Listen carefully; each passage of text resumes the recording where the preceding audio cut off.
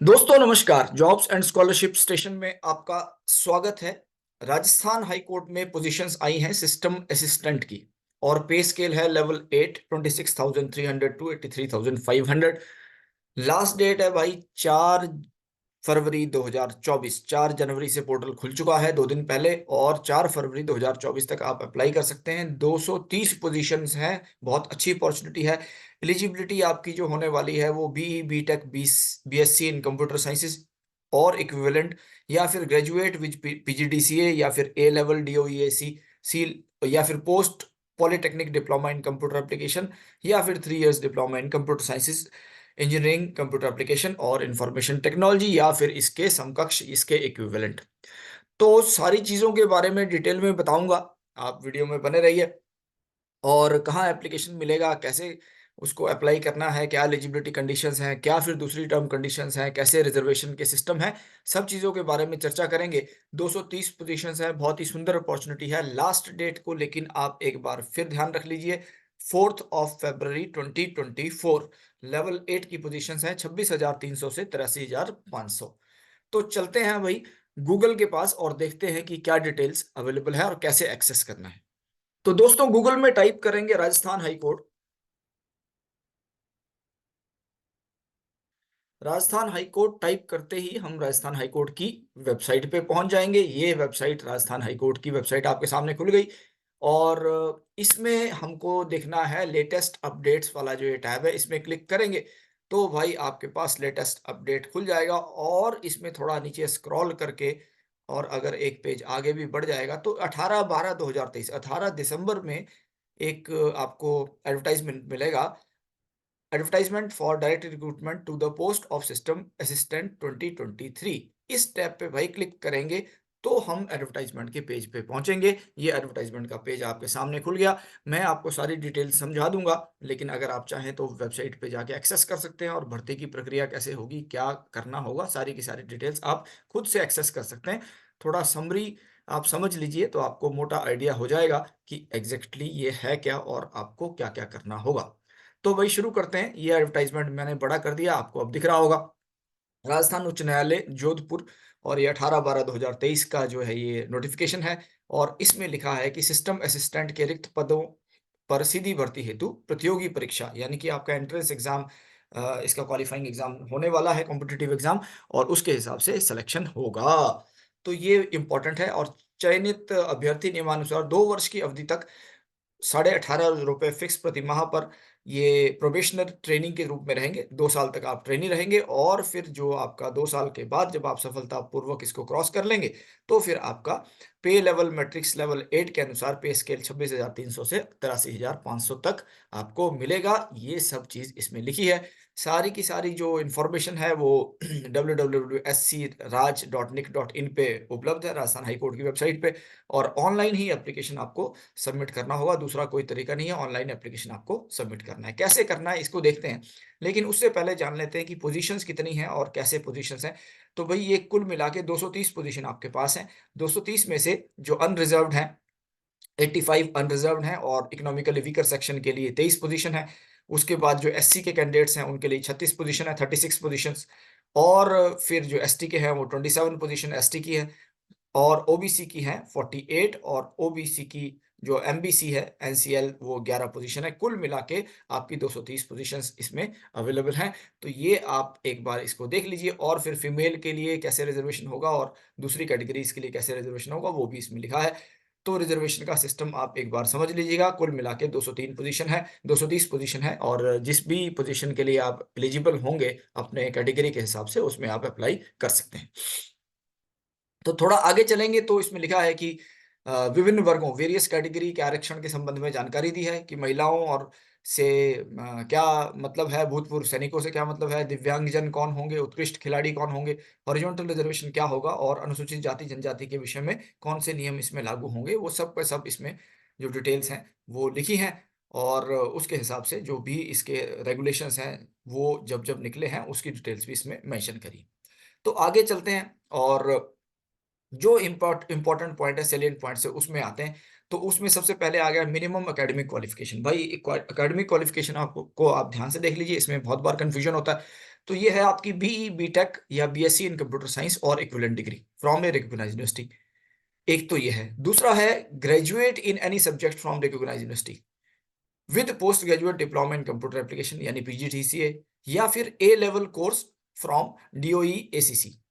तो भाई या तो आप BE, BTech, BSc computer science में हो जाएं, या फिर इक्विवेलेंट डिग्री आपके पास कोई हो, या फिर आप ग्रेजुएट हो किसी भी सब्जेक्ट में, कोई फर्क नहीं पड़ेगा अगर आपने पीजीडीसीए किया है, और या फिर आपने ए लेवल क्वालिफाई किया है, डीओईएसी ए लेवल आपके पास है तो आप एलिजिबल हैं, या फिर आपके पास post polytechnic diploma in computer application.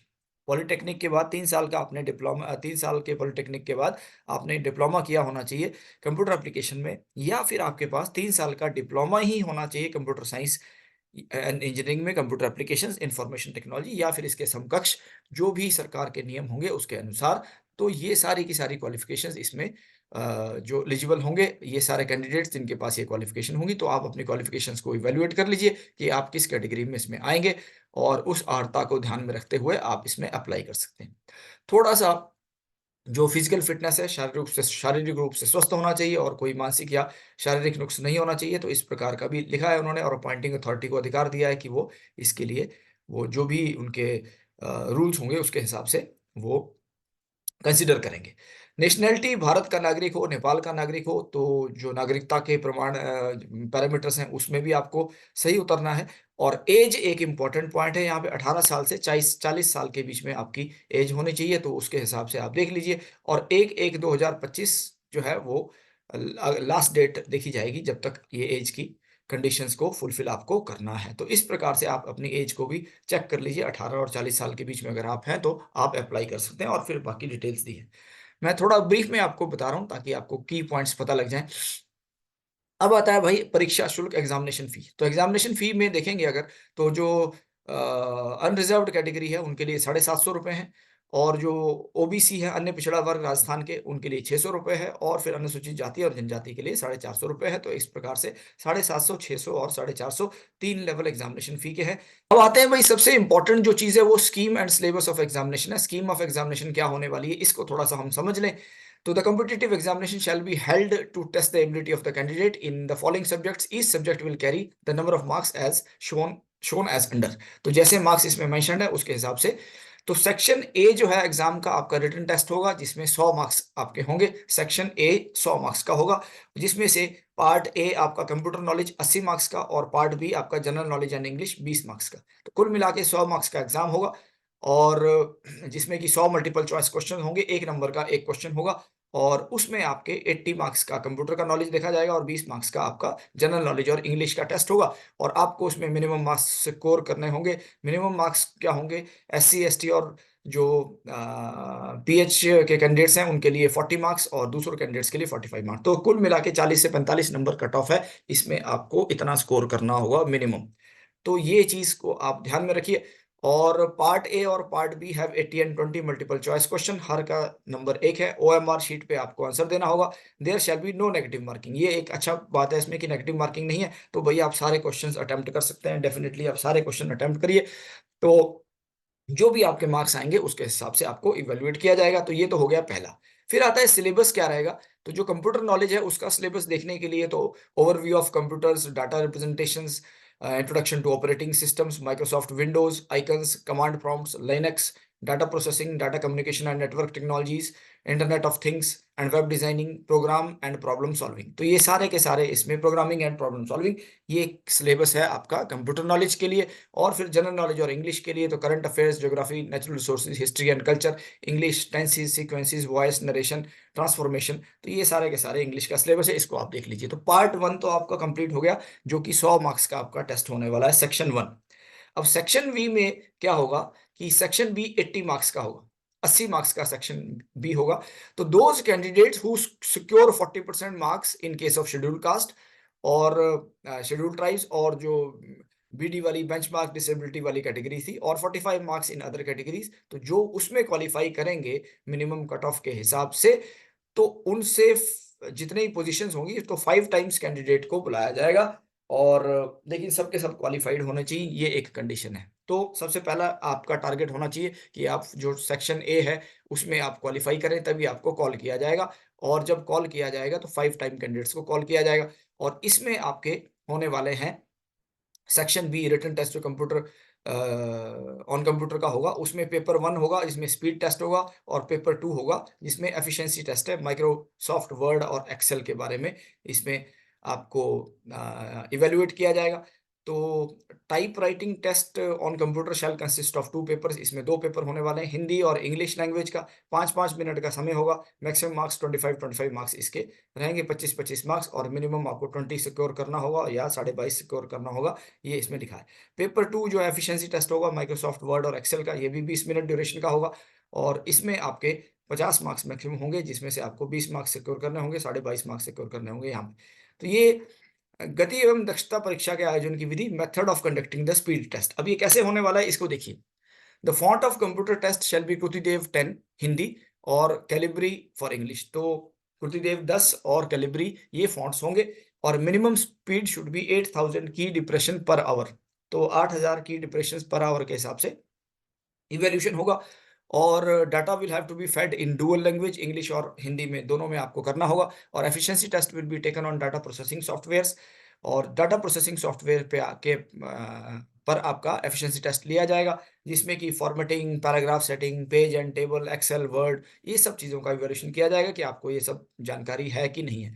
The marks of the speed test shall be awarded as per the formula और फिर 20/8000 इंटू नेट स्पीड, ये आपका फॉर्मूला रहेगा कि किस हिसाब से आपको मार्क्स जो है अवार्ड होने वाले हैं। तो ये सेकंड स्टेज है सेक्शन बी।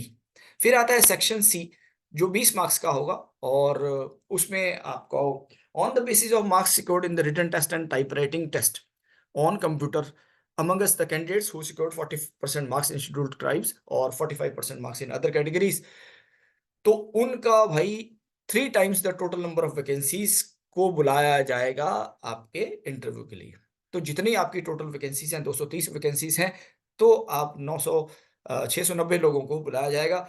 इसके बेसिस पे अलग-अलग कैटेगरीज के हिसाब से for the purpose of interview. तो ये इन्होंने इसमें लिखा है 3 times the total number of vacancies category wise और उनको क्वालिफाइड डिक्लेयर कर दिया जाएगा और फिर इंटरव्यू के लिए कॉल किया जाएगा। तो 20 मार्क्स का आपका इंटरव्यू है, 80 मार्क्स का आपका रिटन टेस्ट है, जिसका फॉर्मूला ये है निकालने का कि आपका 20/8000 इंटू नेट स्पीड, जिसके हिसाब से आपका स्कोर निकाला जाएगा and final result shall be prepared on the basis of total marks secured in the written test, the typewriting test on computer and interview. तो इसके बेसिस पे आपका जो टोटल रैंक है वो आएगा और मेरिट लिस्ट आपको बनाई जाएगी। तो भाई अब ऑनलाइन आवेदन की प्रक्रिया क्या है? तो ऑनलाइन आवेदन के लिए जो आपके दिशा निर्देश हैं, वो उच्च न्यायालय की अधिकृत वेबसाइट पर अपलोड कर दिए जाएँगे और वहाँ से आप उनको देख सकते हैं। लेकिन 2 डेट्स जो हैं वो बड़ी-बड़ी इम्पोर्टेंट है ऑनलाइन आवेदन करने की समय सीमा। तो 4/1/2024 से लेके और 3/2/2024 तक आप लोग ऑनलाइन आवेदन कर सकते हैं और परीक्षा शुल्क जमा करने की जो सीमा है, वो 4/1/2024 से और 4/2/2024 तक है। तो कुल मिला के इस चीज़ को आप नोट कर लीजिए, ये बड़ा इम्पोर्टेंट है। डेट्स को आप ध्यान से नोट कर लीजिए। तो कुल मिला के आप जनवरी के महीने में अप्लाई कर दीजिए, फरवरी तक आप मत रहिए। तो 3 फरवरी इसमें जो लास्ट डेट लिखी है ऑनलाइन आवेदन करने की सीमा और ऑनलाइन परीक्षा शुल्क जमा करने की सीमा इसमें 4 फरवरी 2024 तक लिखी है 5 बजे तक। तो ये आप नोट कर सकते हैं और नेट बैंकिंग के थ्रू या जो डेबिट कार्ड, क्रेडिट कार्ड के थ्रू आप अपना फ़ी डिपॉज़िट कर सकते हैं, इसमें कोई परेशानी वाली बात नहीं है। फिर कुछ इम्पोर्टेंट इंस्ट्रक्शंस दिए हैं जिनको आप पढ़ लीजिए और place and month of examination, तो इसमें ये लिखा है कि राजस्थान उच्च न्यायालय द्वारा परीक्षा जोधपुर एवं जयपुर में आयोजित किए जाने की संभावना है। तो जोधपुर और जयपुर में परीक्षा होगी 2 जगह, लेकिन अधिक संख्या में आवेदन प्राप्त होने की दशा में जो अन्य संभागों एवं जिलों में आयोजित की जा सकती है, दूसरी जगह भी आयोजित की जा सकती है। परीक्षा के माह एवं दिनांक के संबंध में पृथक से प्रचारित सूचना जो है आपको अलग से प्रसारित की जाएगी और उसके बारे में आपको अलग से इन्फॉर्म किया जाएगा। और एडमिट कार्ड जो है राजस्थान उच्च न्यायालय द्वारा प्रवेश पत्र अधिकृत वेबसाइट पर अपलोड किए जाएंगे तथा डाक से कोई भी प्रवेश पत्र नहीं भेजा जाएगा। तो आपको कोई भी एडमिट कार्ड पोस्ट से कोई नहीं आएगा। आप जब अपनी एप्लीकेशन फाइल करेंगे तो वहाँ पे आपको अपना यूज़र नेम और पासवर्ड से जाना है और कैप्चा कोड एंटर करके आप वेबसाइट से अपना एडमिट कार्ड डाउनलोड कर सकेंगे। ये इसमें प्रावधान बनाया गया है, तो ऑनलाइन आप डाउनलोड कर लेंगे, तो ये बड़ा इम्पोर्टेंट है।